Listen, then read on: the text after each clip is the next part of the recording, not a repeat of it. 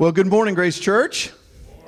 I want to welcome you this morning to Grace Church. Especially want to welcome those that are watching by video at the Grace Community Center, at our Fort Myers Central campus, and at our Fort Myers Shores campus. And today is a great morning of worship, and we are so excited to have as our speaker at all four campuses of Grace Church this morning, Vom Steeg. Now, Al is the Senior International Director for Training for ILI, International Leadership Institute. And ILI spends most of their time across the world helping leaders grow and helping them learn to grow other leaders. Al is a dear friend of mine. His son and I were classmates together. And many of our dear friends that we know and love at Grace Church, like Michael Mosley and others, call Al their spiritual dad. So it is with great joy and delight that I introduce to you Dr. Al Vom Steeg. Would you give him a warm Grace Church welcome this morning? Come on, Al.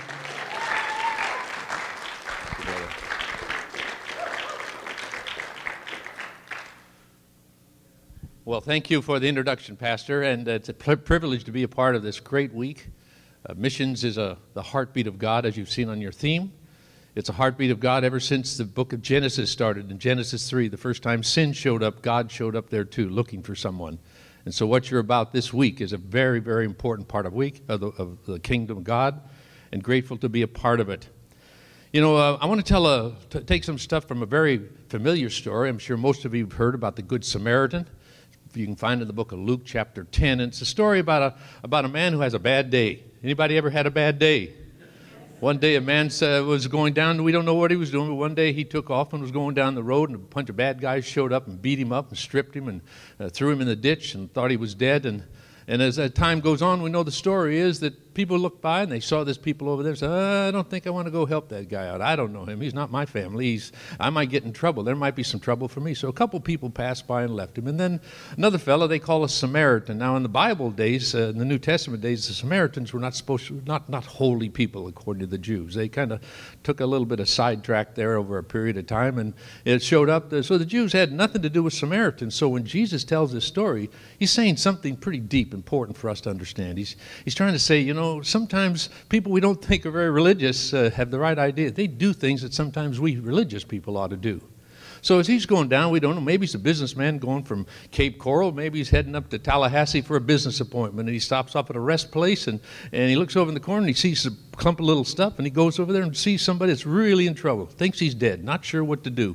But you know, as he gets closer, he sees that he's still alive, so he goes back, gets his first aid kit, and starts cleaning the man up, and puts him in his nice Lexus with brand new leather seats, drives him up to the nearest emergency place, and said, you know what, I found this guy on the street, don't know anything about him, but here's my American Express card. Pay anything, the expenses, and I'll be back in a few days. So the Good Samaritan did a kind of an expression of what it means to be Christian.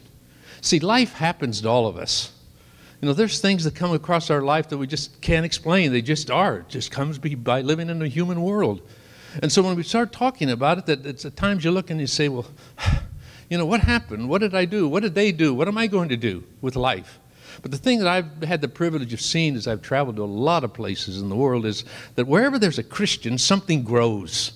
Something bright happens, something beautiful, some load lifts. Wherever there's a single Christian in the midst of a terrible, messy, sad circumstance, even in those sits, one single Christian by him or herself, literally, can make something beautiful happen in the ugliest moment, the ugliest places.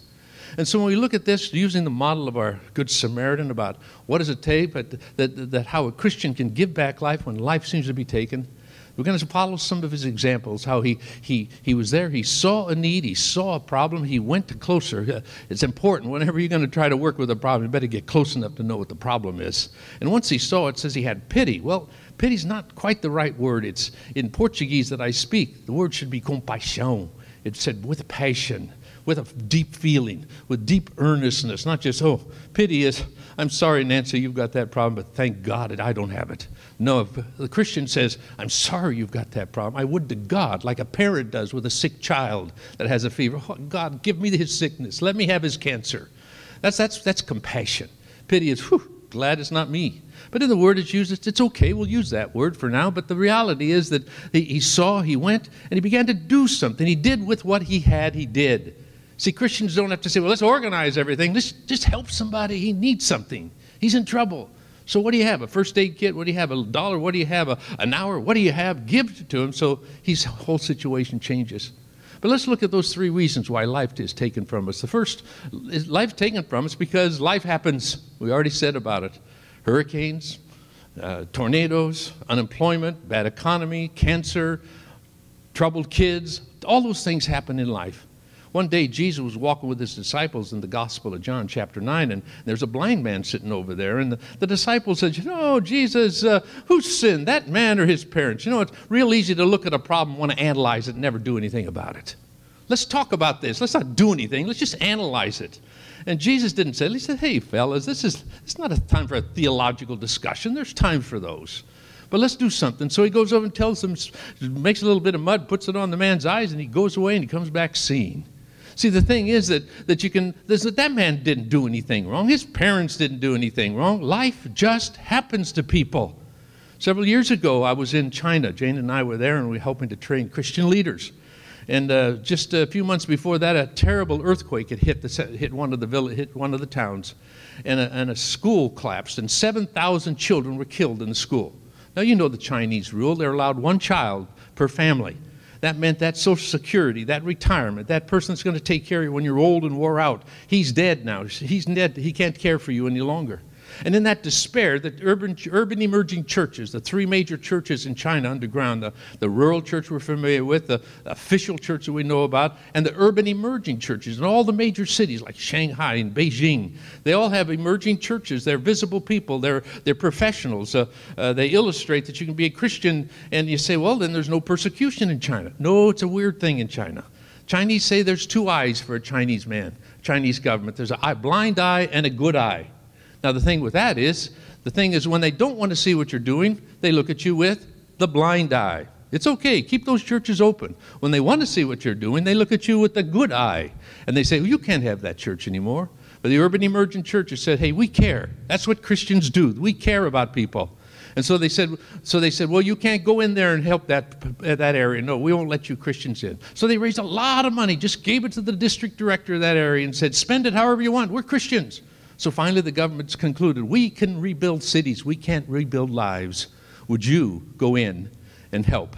So Dr. Job, Dr. Job is a physician, and he came to the place of a new place in faith in his life, has a church in Shanghai, and he began to organize. And they had something called Love in Action, which is just basically Matthew 25. When I was hungry, when I was thirsty, when I was in prison, when all those different things. And so the Christians gathered out, exposed themselves in the urban churches to go in to help. And the goal was to send 1,000 families there to live in that community as they help to restore lives. See, Christians give back life when life's taken from you. There's another reason why life is taken from us. There's evil. Satan is at work. Satan is at work. And John 10 describes it this way. It says simply this. He said, the evil one has come to rob, steal, and kill. The whole purpose of evil, everything beautiful in your life, everything beautiful in your family, everything beautiful you've ever dreamed, the evil one has one desire: to rob it from you, to destroy it from you, to take it from you, to destroy it from your life. That's the whole purpose of the evil. We also know that Peter talks about this lion that's out to devour us. One time we were in Kenya, and we had a day off, and so they took us out to Masai Mara to see the animals and stuff. And we were riding in one of those Volkswagen buses with the top so we could take pictures, and we were so excited like typical tourists. And pretty soon the driver says, we need to get back to the office. I say, why do we have to get back to the office? And he says, because the lions come out at night. Ooh, so we'll go back to the office early because the lions come at night. So at the same time, we know that we're in a spiritual warfare. Ephesians says we don't war against flesh and blood, but we against principalities and powers, against all kinds of forces in the eternal. That's our real enemy. So if right today you're sitting there thinking that you're really mad at somebody, you got the wrong enemy. It says no flesh and blood. It's not the people that's your enemy. It's the evil one. And so when we look at this, I was in Cambodia several years ago. When I saw the movie Killing Fields sometime before, I thought, well, I'm going to see it again before I go to Cambodia. But I couldn't, because it's so, to me, so tense, so difficult, so painful. And so when I got to Cambodia, we went around and saw a few things. The people were taking us around, and the first thing that impressed me was a 3-story pagoda of plastic, like a worship center. At every level were skulls of people who had died during the years. Pol Pot, who became the president, whatever his title was after the Vietnam fell, he came in to be the leader. They were so pleased because he was Khmer. He was one of them. He was one of those guys that was going to be taking care of us. But he decided to destroy the people, remake it. His goal was to create a generation without values, amoral. That means if I say you go and shoot somebody, you will go and shoot somebody. If he says lie, you will lie. You have no moral values. You have no moral decision. You have no conscience. So his goal was to create a generation amoral that would not be able to respond negatively to whatever they were told. And the stories about how that happened is amazing. There was one place where there was a trench, and in this trench there was a sign over it. There's 100 bodies, 100 skulls of women and children in this. Then I went to an elementary school. And this elementary school was like just a gray, ugly old building, and each room, but this was where the interrogations went through. And we began to see the instruments they used to torture people. And I looked at it, and I got about halfway through, and I started getting sick. I had to get out. I said, I got to get out. I can't stay in here. Saw all the pictures of the faces of these children and adults that were killed. And God, I can't believe this. I can't believe this. But you know, Christians give back life. Young man by the name of Sophie Loon. Sophie was a soldier that was going to be a soldier in the university. He heard one time about Jesus. Didn't want to interested. He got in the as a soldier. As a draftee, he was the one that was supposed to run across the fields and step on the mines to save the regular soldiers from being blown up. But he remembers sitting in this, he said, in this little ditch. And he said, if I run across that field, I might die. But if I run across that field and live, I want Jesus. And he gets up and runs across the field and lives. So there's Sophie Loon, the teacher. Now he's teaching men and women about the gospel, of what's happening in their life, how they're building up. And the very children that were designed by Pol Pot to be amoral, to kill, to destroy, to walk up, they would take a young child, 10 years old, walk up to a person digging a ditch, and they'd say, pick one out, and they'd say, oh, that one. And you would walk up and put a plastic sack over their head until they suffocated and died. That was how they trained children. But the reverse is Christians give back life. And so you see that picture of those children that were supposed to be amoral. Those those children now know Jesus. Those Christians now know Jesus because Christians give back life. It's the third reason why that we are able to give back life. And the third reason is because of why life is taken from us. And the reason is because we make poor choices. Anybody here ever made a bad choice? I think I did once. And my wife reminds me of it. But nonetheless, it's still that we've all made bad choices. And the choices are very clear. You know, Galatians tells us, whatsoever you sow, you reap. Sow to the flesh, reap corruption. Sow to the spirit, reap life eternal. There are choices and consequences. Even when we change our own lives, there's certain consequences that still carry over. And when you look at the kinds of things that we think about in all our consequences, that the pattern is that I'm so concerned about our generation. Something we teach in the midst of ILI around the world is we teach something called finishing well. That you start your life, that Jesus saved us not just to go to heaven. Jesus saved us for a new life until the very end. But a high percentage of Christians don't finish well. They get very stale. They get very dead. They get very unlively about the things of God. Pastors have the same problem at times. But when that happens, when we talk about not finishing well, we've come to the conclusion as we study the lives of Daniel, the times he was in exile. And we've come to this point where each of us must have convictions before circumstances.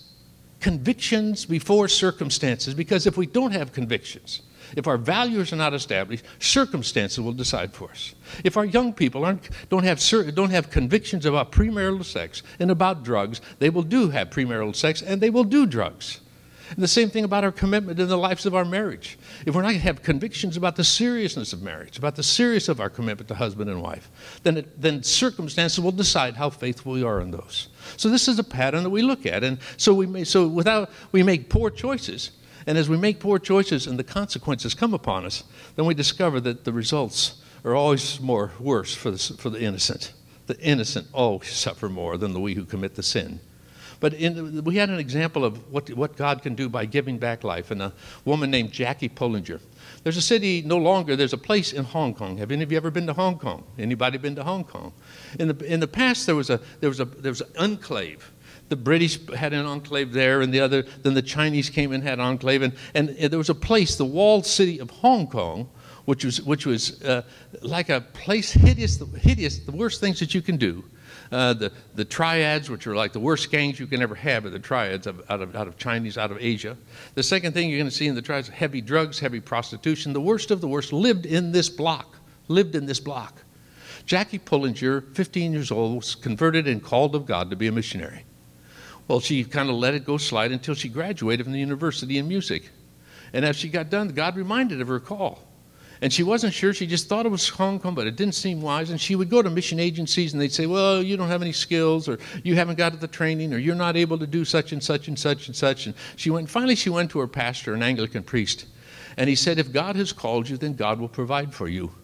So she had enough money to buy one ticket to Hong Kong, had no visa to get in the country. And if anybody has ever traveled to another country without a visa, it's impossible to get in. So she goes there, and her only hope was that one of her godparents had a relative who was on the police force in Hong Kong. That's the only way she could get in. And she went in, and for 6 months she did the kind of stuff, teaching. She teaches music and other kinds of things. She saw no results, and she poured before God. Oh, God, what is it that I'm doing wrong? He said, love them. Care for them. Show them your love.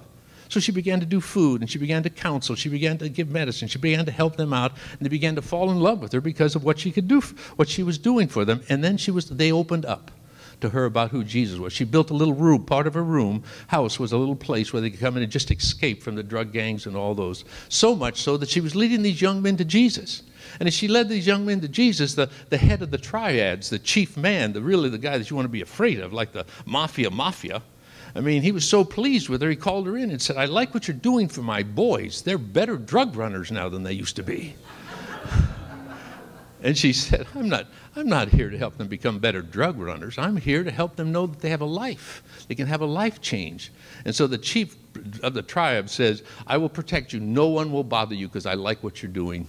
And so she created something called the St. Stephen's Ministry in the midst of Kowloon, in the midst of that particular place in Hong Kong. It's no longer there now. The government decided to tear it down, and now it's a beautiful park, open trees, beautiful, has no idea of its heritage. But St. Stephen's Ministry goes on because of a Jackie Pullinger.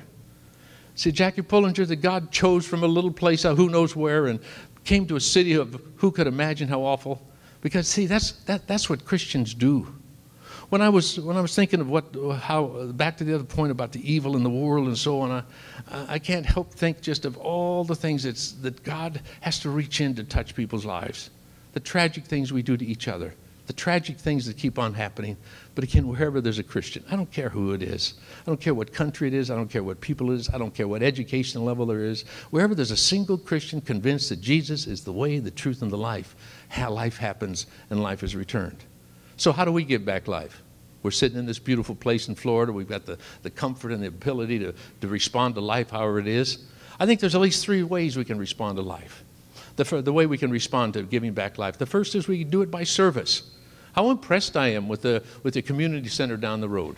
I mean, to walk through each part, to see what it's doing, know what it means to people who have nothing, know what it means to people who can believe they can get some decent clothes because they don't have enough money to buy expensive clothes, what it means to be restored, to go through a GED. I talked to a man last night getting his GED. Oh, I can finally get through high school. What's that going to mean to this man? See, Jesus modeled it for us in John 13. John 13, he was getting ready to die, go out and get ready to get killed, and what does he do? He gets out and his disciples are in that room there, and he takes off his robe, and he kneels down, and he washes each of their feet, including Judas. And the text in John 13 says this. It says, now Jesus, showing the full extent of his love, washed their feet. You know, for me, it was always the cross. The cross was the full extent of your love. That's not how Jesus perceived his life. See, what he's illustrating for us, he said, what you've just seen me do, now you do. What he's saying is, I'm not asking you to go out and die. I'm going to ask you to live every single day in such a way that you honor me, that you model for me, that you show for people what I'm like. That's the real proof. That's a real test of the depth of your Christian life. A day-by-day serving, making myself available however God wants to use me. And I got to applaud you. 699 people it takes to run the community center. That's a lot of people. Not just once. It's every month, every month, every month. That's just one part. But the thing is, you find your significance as you begin to serve. Sitting in a pew doesn't make it special to be a Christian in your life. So when you get out and live after the model of Jesus. So the first way we give back life is find a place to serve. A little thing, help somebody, take somebody to cancer treatments. Pick some little kid up go to a foster program. Find a foster family that's just surrounded by trouble and say, how can I come in and play with your kids once a week? My daughter's a foster mama. All she needs, he says, I'll go days without a bath, because I got 3 little kids and they're always banging on the bathroom door. I just need somebody to come by and say, can I go to the store for you? Can I give you a meal? Can I come and play with your kids? Is there a foster family you can help? Find a place to serve and you will discover how rich it means to serve. There's a second way we give back life. Second way we give back life is by our story. 1 John 1:3 says, that which I've seen with my eyes, heard with my ears, touched with my hands, that's what I declare to you. The most important thing about what God has done for us is all he wants us to do is to tell our story. Like John 9, everybody kept saying to the guy, who healed you? Who healed you? Who healed you? I don't know who healed me. All I know is once I was blind and now I see. See, telling your story is the way of sharing what God has done for you. And when I'm sharing with you my story, it's saying to you, you can have a story too. All of us have a story that's a part of what Jesus has done. What Jesus is doing, what Jesus can do for me. In America, 1 out of 4 people have never, ever been invited to a church. Never been invited to a church. That's not going up, give them the 4 spiritual laws or ask if they're going to go to heaven if they die. No, that's just saying, hey, I've got a great church. Our church out in California, my son is the pastor, and every Sunday morning we take our cell phones out.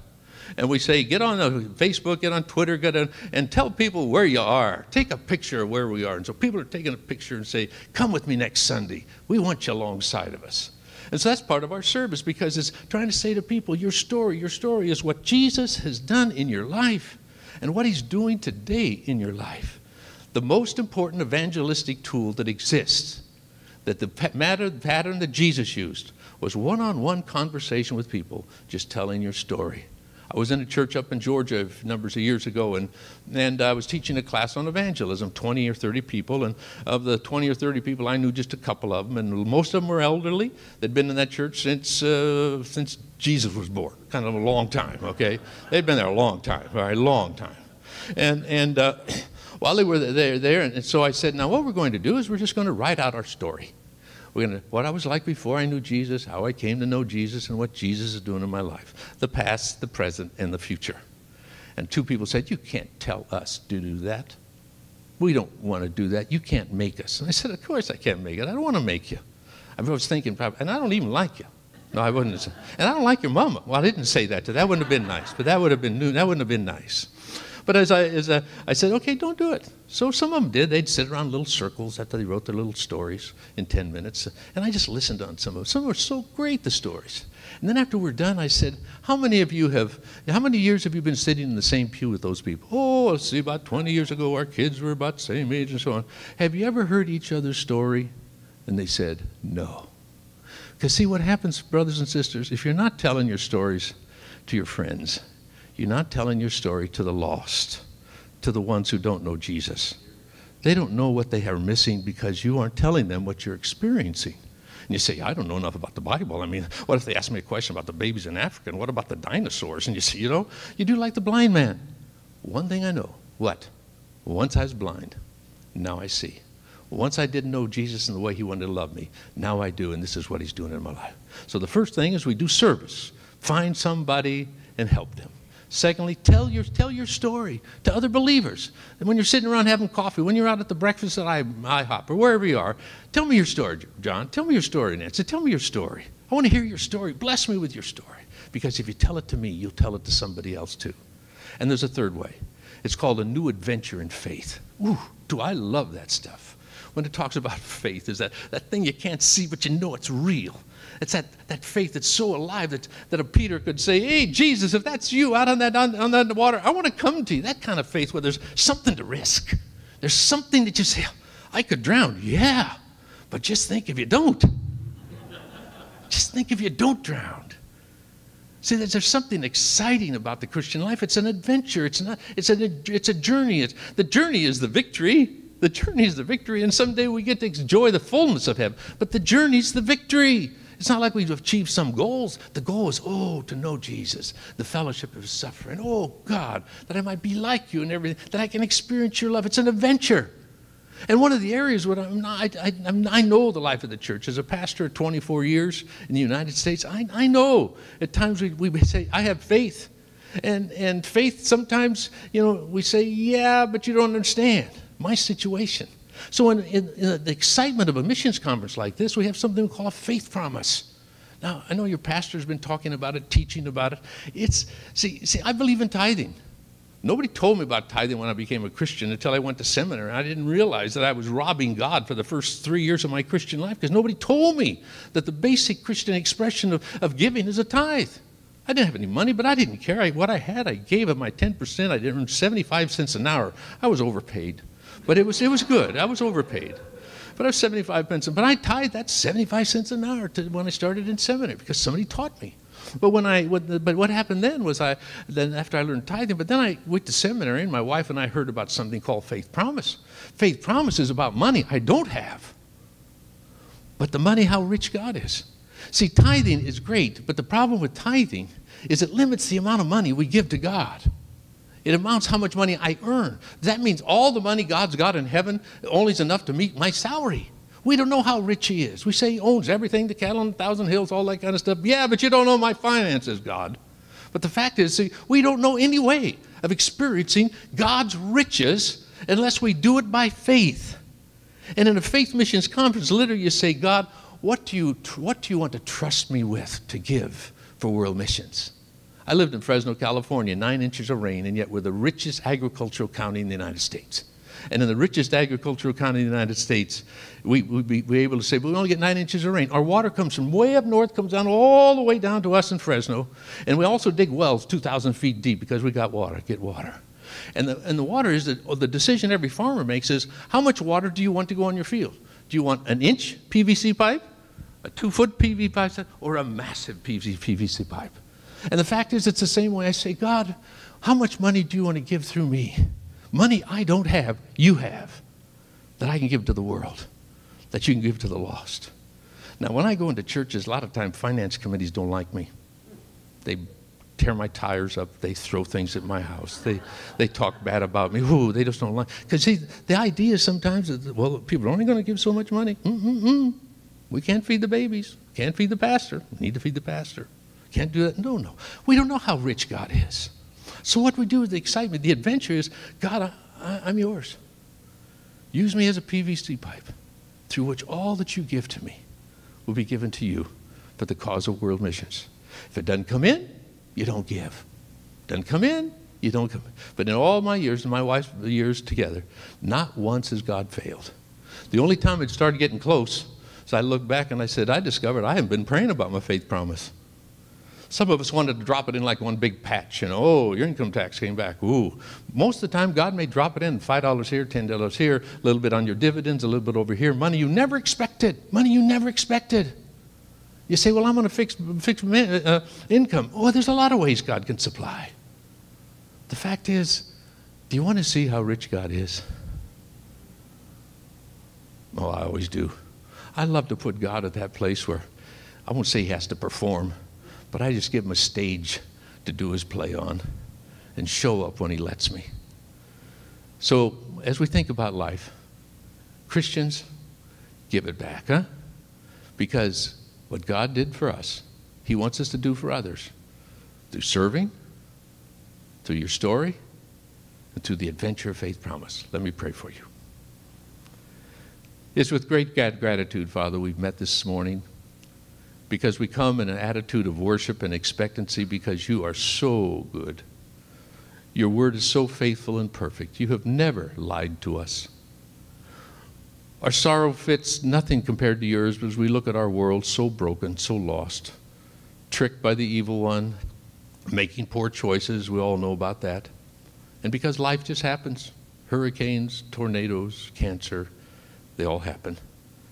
But we thank you, God, that there has been some Christian who gave us back life, just like the Good Samaritan gave back life to that man that was fallen beside the road. As a Christian, as church, oh, Father, first we thank you for the gift of life. Enable us through these days to be the people who will give back to others all that you have for them, merely using us as your children, as your vessel, as your instrument. In the precious name of Jesus, the Son of God, Savior. Amen.